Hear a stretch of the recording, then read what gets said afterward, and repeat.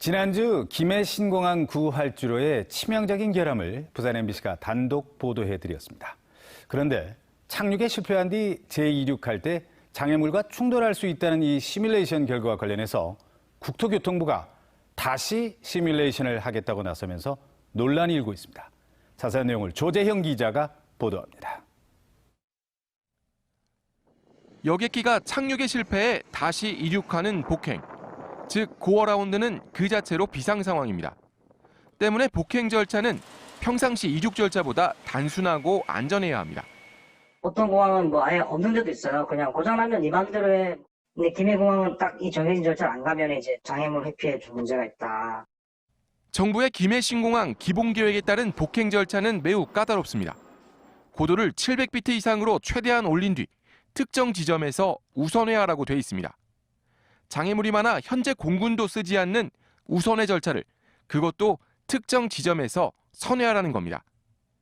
지난달 국무총리실 김해 신공항 검증위원회가 이 비행 절차를 시뮬레이션으로 검증했더니 기체 결함 상황에서 복행할 경우 상승 고도 부족으로 금정산과 충돌하는 것으로 나왔습니다. 비상 상황 있잖아요. 엔진 고장이나 이런 경우에 장애물 회피해서 나가야 되는데 장애물 회피해가지고 나가는 게 복잡해져요. 그렇다 보면은 조종사에게 실수를 유발할 수 있고 되게 잘못하면 위험한 상황이 생길 수 있어서. 이런 시뮬레이션 결과가 나오자 최근 국토교통부가 또 다른 비행 절차를 적용해 다시 시뮬레이션을 하겠다고 나섰습니다. 이미 여러 차례 수정한 비행 절차에서 모두 위험한 것으로 나왔는데도 이를 인정하지 않는 겁니다. 2018년 내놓은 첫 번째 기본계획안은 돛대산 충돌 가능성이, 두 번째 수정안 역시 기체 결함 상황에서 장애물 충돌 결과가 나왔습니다.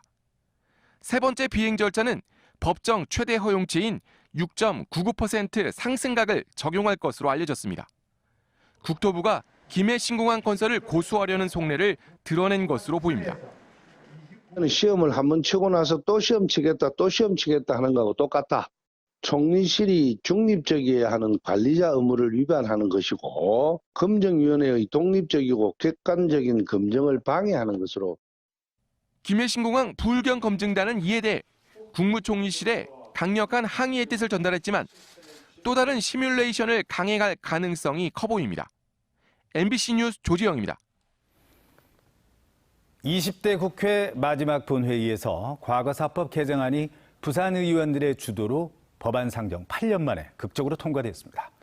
최악의 인권유린사태로 불린 형제복지원 사건의 진상을 규명할 수 있는 길이 드디어 열린 것입니다.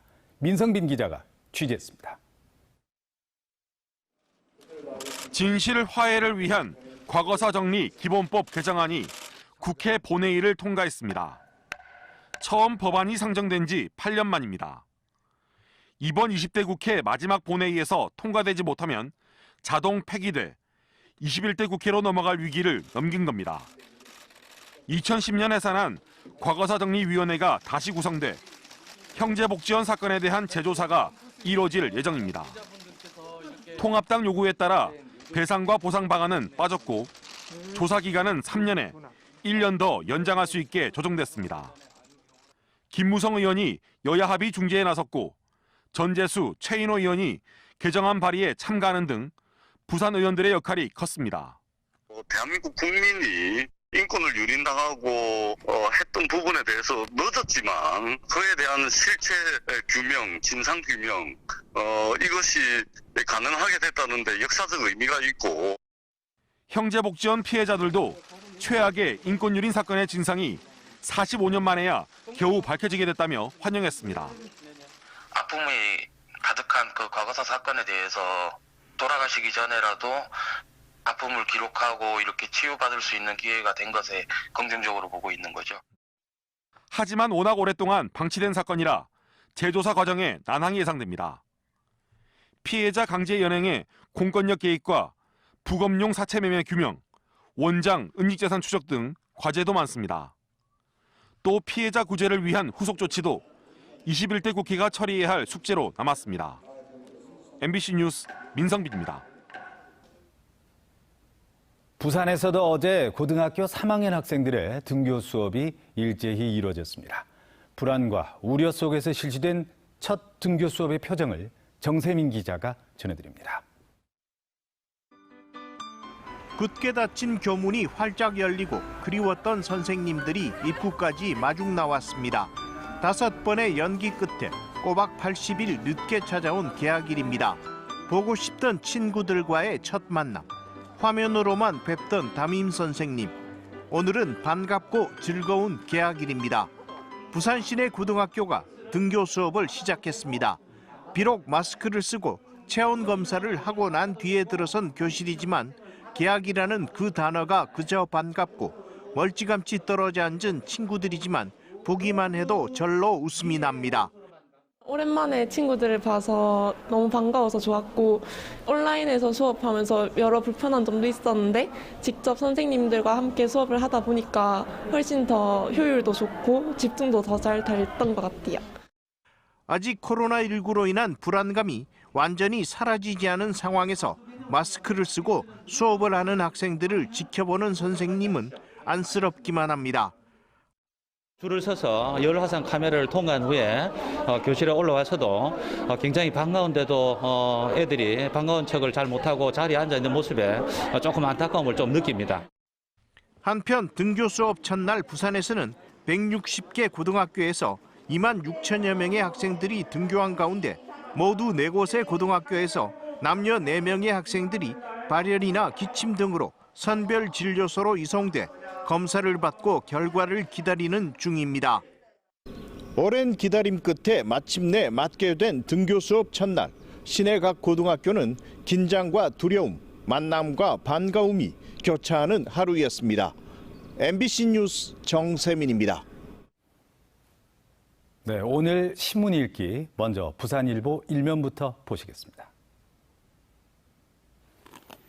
경남 양산시와 울산시가 추진하고 있는 부산 양산, 울산을 잇는 2개 광역철도 노선에 무인 경전철 대신 트램 투입이 추진된다는 머릿 기사가 실렸습니다.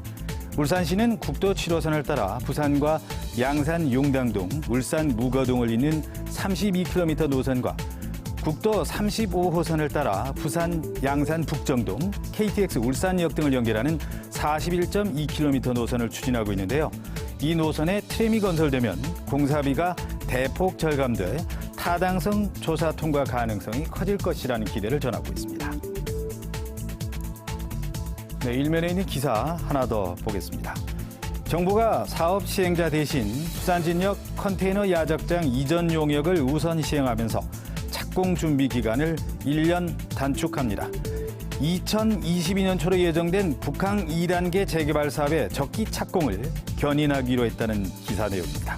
또 함께 이전이 추진되는 범천동 철도 차량 기지 이전 사업은 다음 달 기재부의 예비 타당성 통과가 예상된다는 내용도 기사에 포함됐습니다. 하지만 북항 2단계 사업 시행자가 올해 말쯤 지정되면 절차상 착공 시한이 2023년으로 늦어질 수 있어서 정부의 역할이 중요하다고 지적하고 있습니다. 네, 이번엔 국제신문입니다. 먼저 일면 머릿 기사입니다. 부산의 상수원인 물금 취수장에서 발암물질인 다이옥산이 검출됐다는 소식입니다.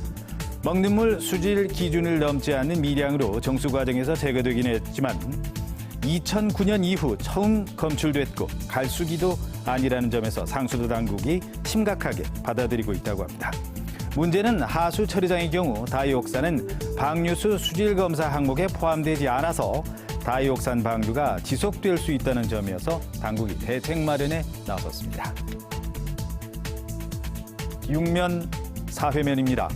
남구가 오는 8월부터 동구에 이어서 부산 기초단체에서는 2번째로 지역 화폐를 발행할 예정이라는 보도입니다. 남구는 특히 충전식 선불카드와 함께 종이 상품권을 부산 최초로 발행할 계획이라고 하는데요. 당초 87억 원 규모로 지역 화폐를 발행해 이용 금액의 6%를 선 할인으로 돌려줄 계획이었지만 발행 규모와 할인폭 확대를 추진하고 있다고 전하고 있습니다. 지금까지 오늘 아침 신문 읽기였습니다. 이번 주는 선선함을 넘어 꽤 서늘한 날씨가 이어지고 있습니다. 구름 사이로 볕이 내리쬐겠지만 선선한 동풍이 불어들며 낮에도 기온이 크게 오르지 않겠습니다. 오늘 부산의 아침 기온은 13.2도, 한낮 기온은 19도로 어제와 비슷하겠고요. 내일부터 기온이 점차 올라 주말에는 예년 이맘때 기온을 되찾겠습니다. 현재 전국이 대체로 맑지만 부산과 울산, 경남은 구름이 많이 지나고 있고요. 내륙 곳곳에 안개가 짙게 끼어 있습니다. 오늘은 고기압의 가장자리에 들어 종일 구름이 많이 끼겠고 대기질은 좋음 수준으로 깨끗하겠습니다. 이어서 자세한 지역별 기온 살펴보겠습니다. 오늘 아침은 어제보다 기온이 조금 올랐지만 여전히 서늘함이 감돌고 있습니다. 내륙은 햇볕에 기온이 오르겠지만 동풍의 영향을 받는 해안가는 오늘도 20도를 밑돌겠습니다. 한낮 기온 부산 19도, 양산 21도, 거제와 남해는 19도로 어제와 비슷하거나 더 낮겠습니다. 현재 동해남부 해상에 풍랑주의보가 발효 중입니다. 물결은 먼바다에서 최고 4m까지 높게 일겠고요. 내일 오전까지 동쪽 해안가에서는 너울성 파도가 넘나들겠습니다. 내일은 중북부 지방에 비가 오겠고요. 남부 지방은 비 소식 없이 점차 기온이 오를 전망입니다. 날씨였습니다. 지난 18일 부산의 한 공사 현장에서 이동식 크레인이 넘어져 작업자 1명이 숨졌습니다. 8톤짜리 철골을 옮기는 과정에서 무게를 이기지 못하고 쓰러진 건데요. 비슷한 사고가 반복돼 왔지만 이번에도 안전수칙은 지켜지지 않은 것으로 보입니다. 현지호 기자입니다. 기장의 한 신축 공사 현장. 건축물 뼈대 위로 이동식 크레인이 걸쳐 있고 육중한 철골은 아래로 축 늘어졌습니다. 단단히 고정돼 있어야 할 크레인이 철골 무게를 못 이기고 쓰러진 겁니다. 크레인에 매달린 철골은 11m 높이의 철기둥을 들이받았습니다. 중간에 달린 철제 구조물도 종이장처럼 구겨졌습니다.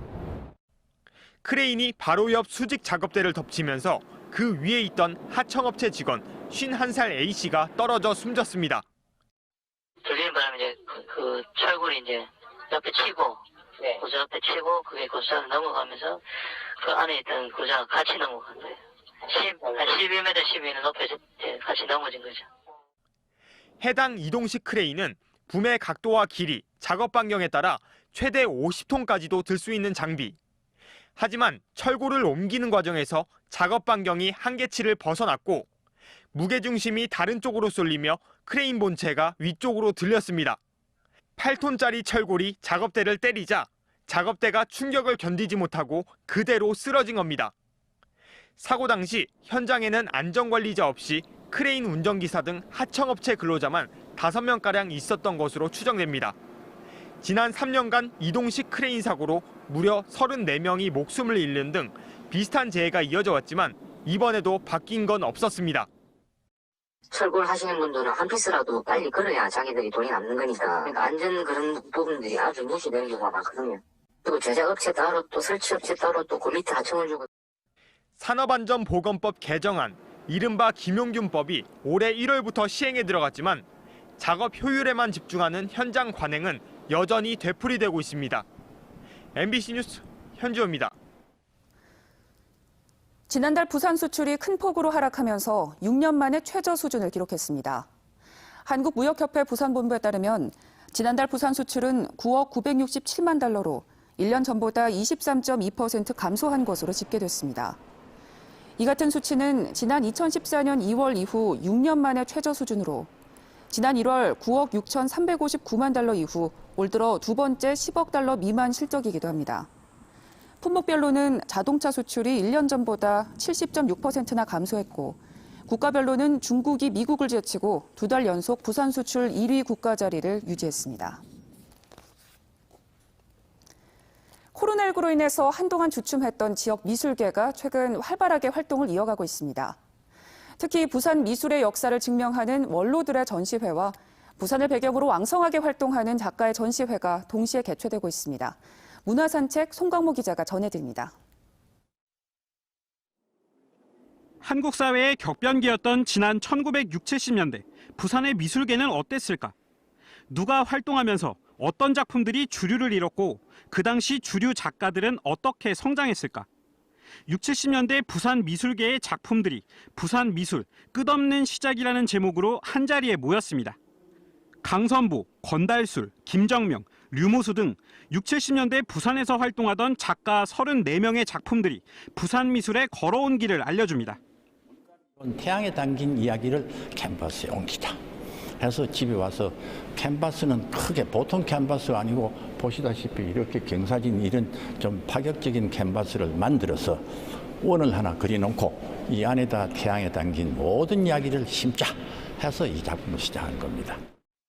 특히 이번 전시회에는 실의 특성을 이용한 반복 작업으로 독창적인 세계를 구사했던 김홍석 작가의 작품과 지금에 와서 다시 감상해도 놀랍기만 한 류무수 작가의 입체감 넘치는 작품들이 관람객들의 눈길을 사로잡습니다. 어디에서 한 번은 본 듯한 부산 앞바다의 모습입니다. 청사포 앞바다를 그린 이 그림을 보다 보면 유행가 가사가 절로 떠오릅니다. 사라진 부산의 풍경, 잊혀진 사람들에 대한 기억, 그 모든 것이 설종보 작가의 그림 속에 고스란히 남아 있습니다. 부산에서 태어나 줄곧 부산에서 작품 활동을 하고 있는 작가는 개발과 산업화라는 이름 속에 사라지는 부산의 원래 모습을 화폭 속에 옮기는 작업을 이어가고 있습니다. 제가 살아가는 공간이 이제 부산이라는 공간이기 때문에 부산의 공간이 저한테는 익숙해져 있고 또 그 속에 살아가는 사람들의 이야기를 관심을 많이 가지고 있거든요. 그런 풍경들을 그림 속에 담아냈습니다. 작가의 32번째 개인전인 이번 전시회에는 작가가 지난 1997년부터 최근까지 부산을 중심으로 진해, 통영, 하동 등 부산 근교의 풍경과 그 속에서 살아가는 인물들의 소박한 이야기들을 담은 작품 22점이 전시되고 있습니다. MBC 뉴스 송강모입니다.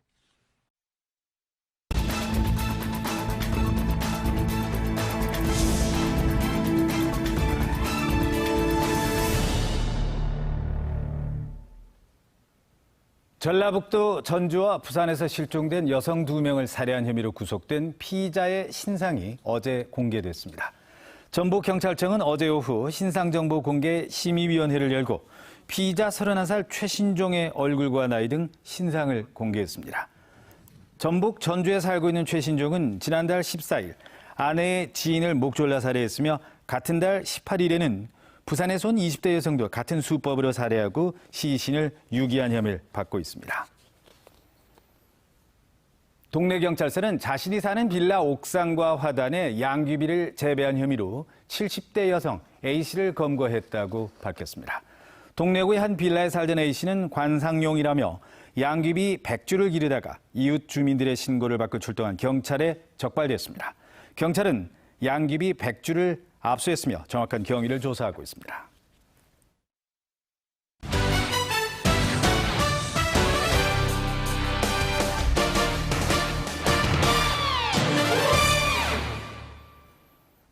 프로야구 롯데자이언츠가 기아 타이거즈와의 광주 원정 경기에서 6대 0으로 패하면서 3연패에 빠졌습니다. 롯데 에이스 댄 스테일리가 선발로 나섰지만 5이닝 5실점으로 부진했고 타선도 상대 투수진에 꽁꽁 묶이면서 득점을 올리는데 실패했습니다. 롯데는 최근 6경기에서 평균 2.67득점의 빈타에 허덕이면서 7승 6패로 5위까지 내려앉았습니다. 롯데는 오늘 기아전에 박세웅 투수를 선발로 내세워 연패 탈출에 나섭니다. 프로축구 부산 아이파크가 오는 24일 울산 현대를 상대로 올 시즌 첫 승 사냥에 나섭니다. 개막 2연전에서 포항과 전북 등 강팀을 잇따라 만나며 연패를 당한 부산은 울산을 상대로 적극적인 공세에 나서 5년 만에 복귀한 1군 무대에서 첫 승점을 기록하겠다는 전략입니다. 하지만 최근 울산이 개막 2연승을 달리며 상승세를 보이고 있고 부산도 경기당 0.5득점으로 공격의 실마리를 좀처럼 풀지 못하고 있어서 쉽지 않은 승부가 예상됩니다. BNK 부산은행이 라인펀드 투자자에게 손실액의 30%를 선보상하는 내용의 자율보상안을 추진 중입니다. 부산은행은 라인펀드 투자자에게 손실액의 30%를 선보상하고 보상 합의 시점에 펀드 평가액의 75%를 가지급하는 것을 주요 내용으로 하는 자율보상안을 마련해 빠르면 이달 중 개최 예정인 이사회에서 이를 확정할 계획입니다. 이 같은 안이 확정될 경우 부산은행은 라임자산 운용 사태와 관련해 개인과 법인 투자자에게 잔액 기준 324억 원에 대한 보상 절차를 진행하게 됩니다. 부산에서 처음 계획도시로 조성된 지 24년이 된 해운대 신시가지의 노후화에 대한 연구가 본격화됩니다. 해운대구는 좌동 신시가지의 지속가능한 도시성장 구성에 관한 용역을 발주해 노후화된 기반시설과 공동주택을 재정비하고 주변 유휴부지를 개발할 수 있도록 지구 단위 계획을 변경하는 방안 등을 검토할 계획이라고 밝혔습니다. 지난 1997년 조성된 해운대 신시가지는 20년이 넘은 아파트가 3만여 가구로 전체 주택의 92%에 달하며 배관, 누수 등 곳곳에서 노후화 징후가 나타나고 있습니다. 부산 시민공원에 농협이 기부한 6개 테마숲 조성이 마무리됐습니다. 부산시에 따르면 농협 기부숲은 시민공원 내 6만 5천 제곱미터에 40억 원 규모로 미세먼지 차단숲과 소나무숲, 대나무숲, 이팝나무숲, 농업 테마숲, 무궁화숲 등으로 6개 테마숲으로 조성했습니다. 부산 시민공원의 농협 기부숲을 포함해 부산에는 동백공원과 평화공원에도 5개 기업이 사회공원으로 참여한 기부숲이 조성됐습니다. 이번 주는 선선함을 넘어 꽤 서늘한 날씨가 이어지고 있습니다. 구름 사이로 볕이 내리쬐겠지만 동풍이 불어들며 낮에도 기온이 크게 오르지 않겠습니다. 오늘 부산의 아침 기온은 13.2도, 한낮 기온은 19도로 어제와 비슷하겠고요. 내일부터 기온이 점차 올라 주말에는 예년 이맘때 기온을 되찾겠습니다. 현재 부산과 울산, 경남은 구름이 많이 지나고 있고요. 내륙 곳곳에는 안개가 짙게 끼어 있습니다.